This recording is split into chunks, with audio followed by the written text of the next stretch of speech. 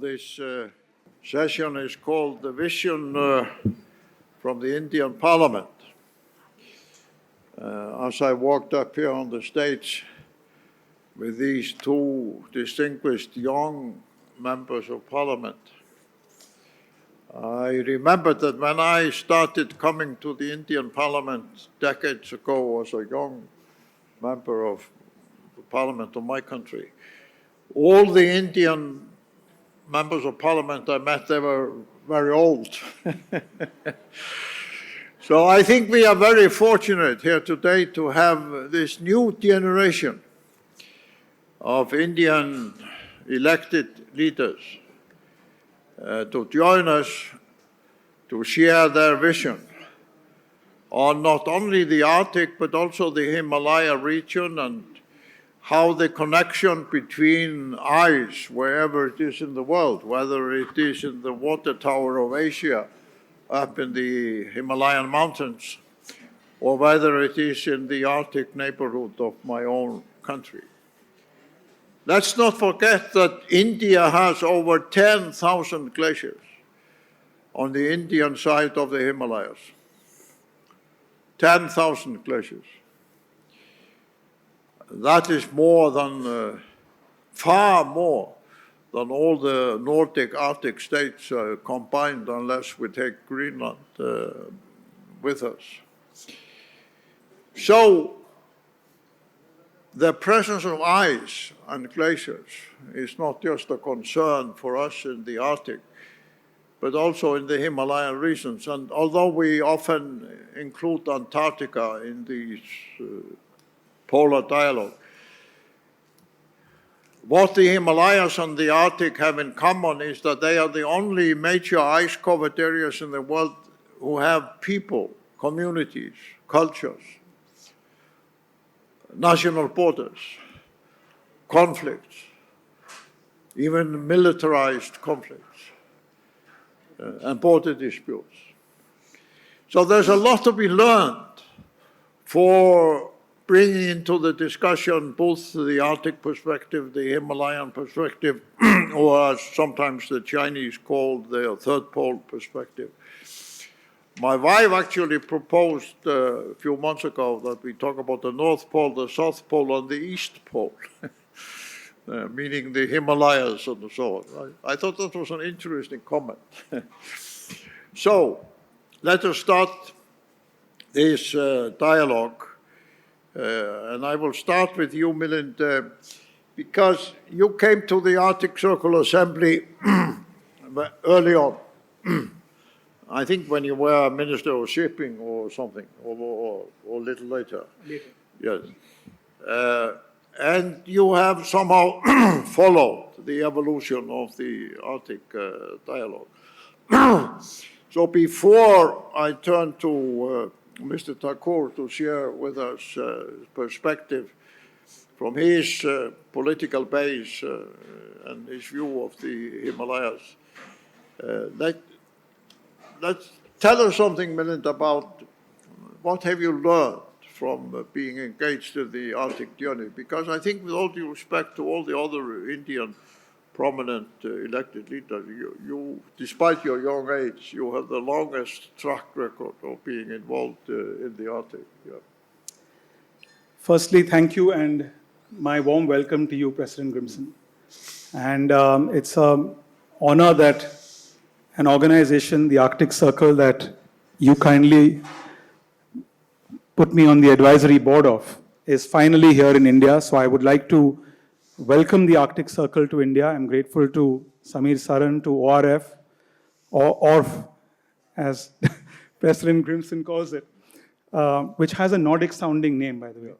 And that we finally have brought the Arctic Circle to India. And, you know, you rightly mentioned that when you insisted, I remember in 2013, I was at that time the shipping minister of India, that I should lead the country's first ministerial delegation to explore participation between India and the Arctic, whether it's in the maritime space, research space, rare earths, minerals.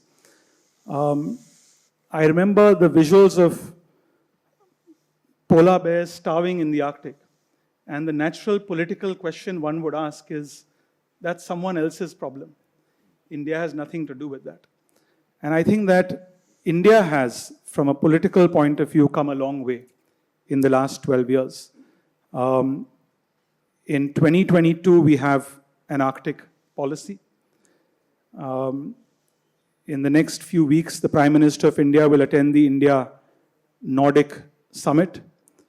Unlike other non-Arctic, or as some countries call themselves near-Arctic countries, we may not have an Arctic envoy, but there is certainly a great interest in the Arctic at a political level in New Delhi, in a city like Mumbai, which in many ways the starving polar bears are a bellwether of things to come in Mumbai.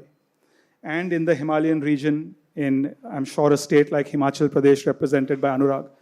So I'm very excited about the potential of India bringing its track record of multiculturalism, its respect for, like you mentioned, the indigenous people, the Sami, the Inuit, being an important representative and a voice of the global south to the Arctic. And I think in that sense, it's come a long way.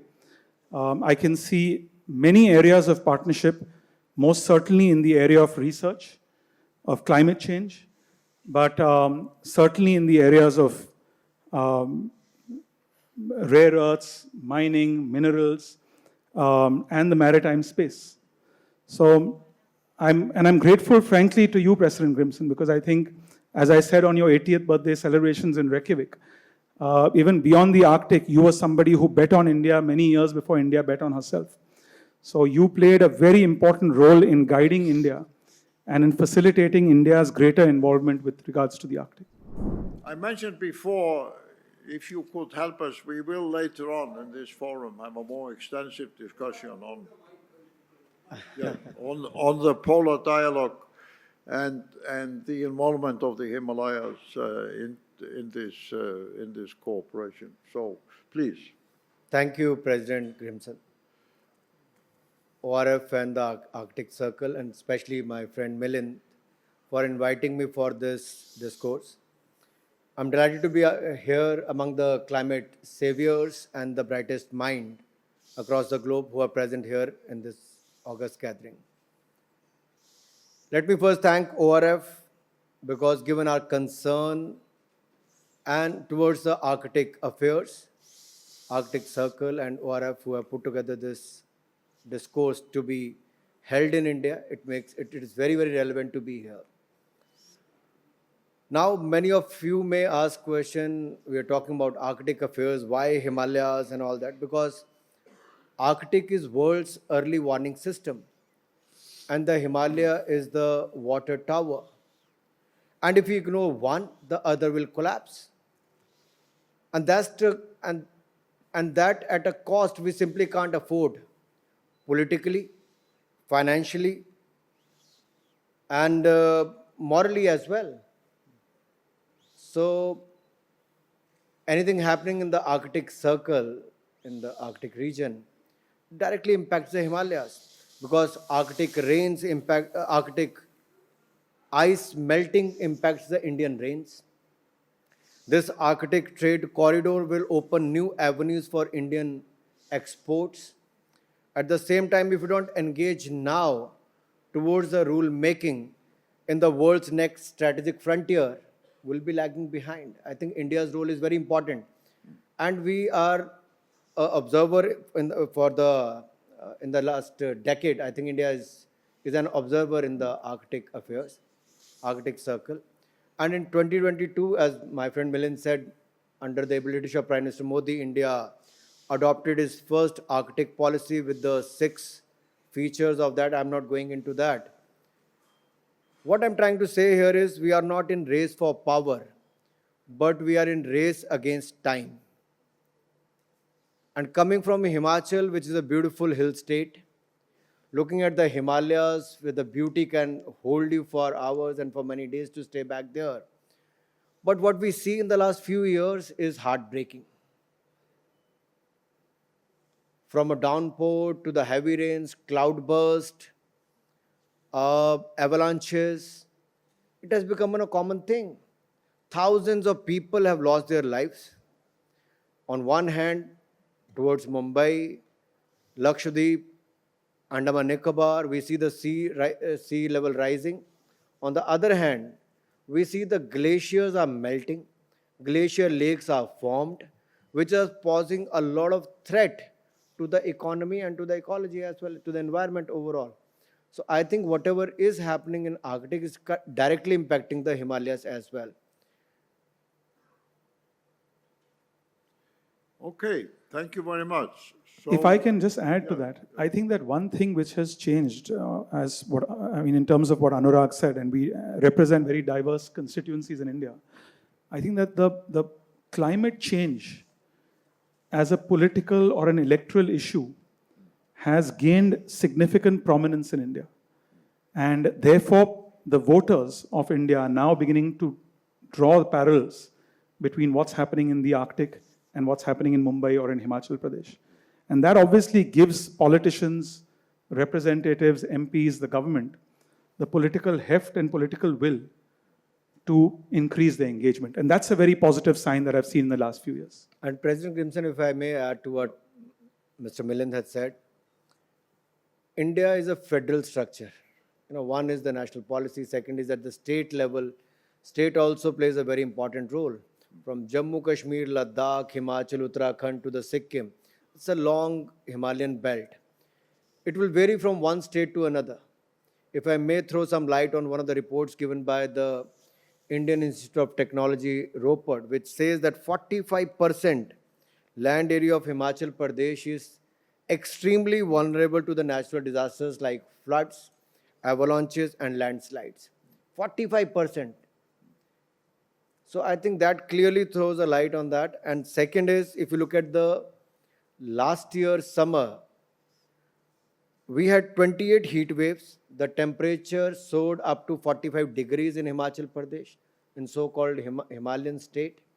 At the same time, the Shimla, which used to be the summer capital during the Britishers' time and now the capital of Himachal Pradesh, has not witnessed the snowfall from December to March in the city in the last 3 consecutive years. At the same time, the snowfall has declined by 37% in Shimla, and the glacier in the region were spread over 50.8 square kilometers have reduced to 42.8 square kilometers between 2010 to 2020. So within 10 years of span. And the number of glacier lakes in Dhauladhar has increased from 36 to 43 in just 20 years of span. And this is the story of one out of the 1,239 glaciers in Himachal Pradesh, covering an area of close to 2,473 square kilometers, which covers about 4.4% of the total land of Himachal Pradesh. And if I have to throw some light of the J&K, this Kolahoy glacier in J&K has shrunk by 23% from 1962 till now. And there are many such glacier lake outbursts happened. The floods came in the last so many years. And it is directly going to impact cities like Mumbai and beautiful lands like Lakshadweep, the islands of Lakshadweep and the Andaman Nicobar. So I think we should open for some, if there are questions from the floor, please raise your hand. Sir, obviously now it's been established that Arctic is so important for us, right? What is stopping us from having a very proactive Arctic policy? We of course had an Arctic policy, but as far as approach or a proactive policy is concerned, you know what I mean, right? So what is stopping us, or what are the political or any other strategic hurdles that we are facing from actually engaging with the Arctic? I don't think there's anything stopping us, but to be very candid, India moves at a certain pace. 30 years ago or 40 years ago, when, let's say, China, for instance, moved into Africa to mine for natural resources, the prevailing debate was, why is India not moving as quickly? So I think India has historical ties with the Arctic. There are historical ties with the nation states of the Arctic. But in terms of having an Arctic policy which encompasses everything from climate change, research, all the way to economic opportunities, I think it's early days. But I really believe that events such as these will create awareness and the ecosystem, not just at a political level, but at a people level, to get people excited about the Arctic. So I think going forward now, it's a very clear, you'll hear this, I'm sure, tomorrow when the foreign minister addresses this audience. But I think it's very clear now with the government of the day that the Arctic is an area where we want to engage with at a much, much deeper level. I would just like to add to what Mr. Milind has said. If you look at the Himadri and the India arc, that is, India's presence is already there in that region. But as you said, to give it more pace, to have more engagement, that is why we are having this discourse in India. It's a clear sign of that, thanks to the Arctic Circle and ORF, and thanks to my friend Milind. So, yes, here in the front. You can bring the microphone here, please.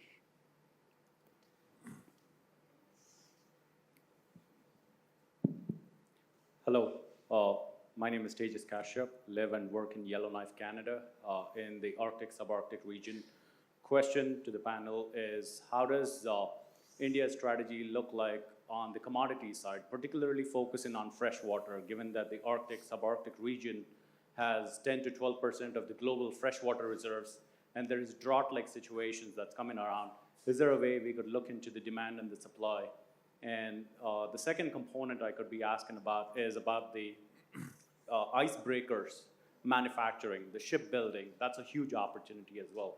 So if you could shed some light about your thoughts or the strategy, or even as to how you look at these two particular opportunities. Number one is freshwater reserves, and the second one is shipbuilding capabilities. Thank you. Yeah. Well, firstly, look, almost 40% of India's water is what's called transboundary waters, which is essentially based in glaciers outside India. The third pole, or the Tibetan plateau, being the largest of them. And if you look at the Brahmaputra, you look at many other rivers that feed India, that feed China, that feed much of South Asia and Southeast Asia. Those glaciers obviously are transboundary and based in India. So from a research point of view, from a glaciers melting point of view, water security, as Anurag pointed out, is a very, very serious issue. When it comes to icebreakers, I remember when I led a shipping ministry delegation to Reykjavik, and at the time, President Grímsson hosted us. It was very early days, and the ice was just starting to melt in the Arctic, and I don't even think the Northern Sea route had really become a route at the time, or it was just starting to at some levels. And countries were investing in icebreakers, nuclear icebreakers. So I think that is an area which India can certainly look at cooperating with countries like Finland, which have the technology. I was just talking to the ambassador during the lunch break. Has industry in India, whether it's the shipping industry, whether it's the maritime industry, we have some of the largest port operators in the country who can go out and build maritime assets in the Arctic. Have we as an industry, public sector, private sector, decided to go out and look at the Arctic as the next frontier of business? The honest answer is not yet.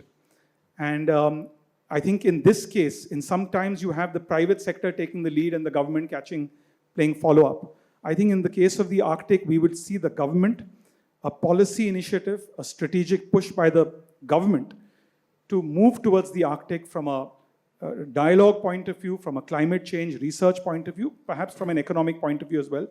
And subsequently, you will see industry follow behind. Sorry, if I can. There's a question there, yes. Yeah, good afternoon to all of you. I am Anil Kulkarni, a professor at Indian Institute of Science, Bengaluru. So last 10, 15 years, we have significant knowledge about the Himalayan cryosphere. And thanks to the Professor Grímsson, President Grímsson, for his initiative to start the glacial research in India, and large number of Indian students have gone to Iceland. and Indian Institute of Science and University of Iceland has a collaborative program for that. Thanks for him for initiating this exchange program. But over a period of time, we have significant amount of knowledge of Himalayan glaciers, and we know glaciers are retreating and creating new disaster for the people living into the mountain. Key question is how that scientific knowledge to convert into the policy making. And that is where I think we need to move forward. So maybe it will be some like our political leadership can explain to us how to integrate this scientific understanding into the policy making. Thank you very much. I think this could lead to a Himalayan Arctic parliamentarian task force could be made. Why not? I mean, we could have more parliamentarians, those groups who can share their views, ideas, get more exposure. What is Milind's view on this? No, I think it's a good idea, and this is something which President Grímsson has been proposing, because the 2 poles and the 3rd pole. So there are similarities, and I think that's one area where we can work together, where MPs, politicians cutting across parties. How can we create this connection to start with at an MP to MP level between parliamentarians in India, especially those who have an understanding of the Himalayan glaciers, 3rd pole, with the North Pole. But the good thing, on a lighter note, I mean, since we're talking about poles, I think recently our moon rover, Chandrayaan-3, reached the South Pole in the moon. So the good thing is that our foreign policy is moving towards very new poles, whether it's the Arctic or the South Pole. But this is an area which we can expand. Talking to Samir Saran earlier, he suggested, which is a very good idea, where subsequent meetings like this between the Arctic Circle in partnership with an ORF can happen in different Himalayan states. We can do that, for instance, during the summer in a state like Himachal Pradesh, in Uttarakhand, in Kashmir, in Sikkim. So I think this will also bring people closer to the issue. So I see that our time is up, but just follow. Ladakh. I'm Yeah. sorry, she's from Ladakh, yes. Just following this. You want to ask a question? Yes. Yeah. Oh, okay. Hi, my name is Kundas Tolma. I come from Ladakh, the Indian Himalayan region. So this is an interesting venue to be discussed. We're talking about Arctic Circle. We're talking about glaciers sitting in a room full of air conditioned, powered by, I don't know what kind of energy we are using to power this. Meanwhile, back home in my place, it is already only 5 to 6 degrees Celsius right now at the moment. If we talk about climate change, we were having this apricot blossom festival in the ending of April and May, and suddenly between the blooms we saw snowfall, which is really not usual. So that is one of the impact that we have seen on the livelihood of the people living in the mountain regions. Now, if we talk about involvement of these people, we see very less involvement of the people who are directly impacted by these kind of climate change, or maybe even the policy. Right now in this room, if I count, I won't be able to count many people who are from the Himalayan region, actually. Besides maybe Mr. Thakur, who is the Honorable Member of Parliament. He comes from the lower part of the Himalayas, Himachal.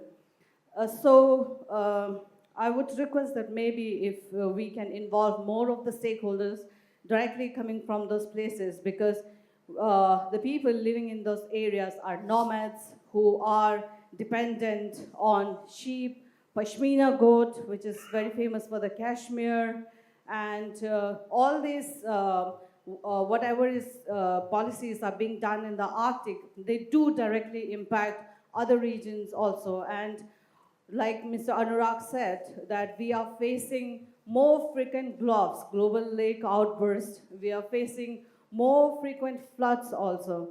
And among all these, who are the most impacted are that we are seeing the women are the most vulnerable in all these climate-induced hardships. Secondly, I would like to thank Iceland. If you can finish yeah, quickly. I will just shortly.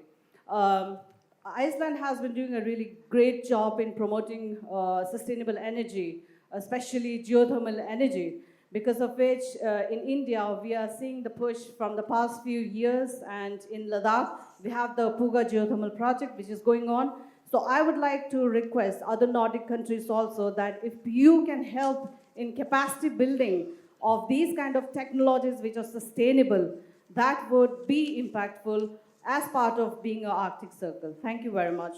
President Grímsson, if you allow me, Yeah. I think it's a good point.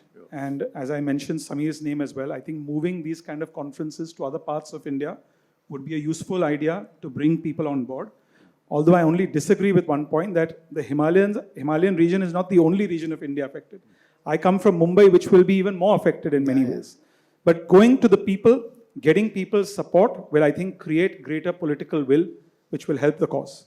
And we are talking about Arctic affairs sitting in Delhi.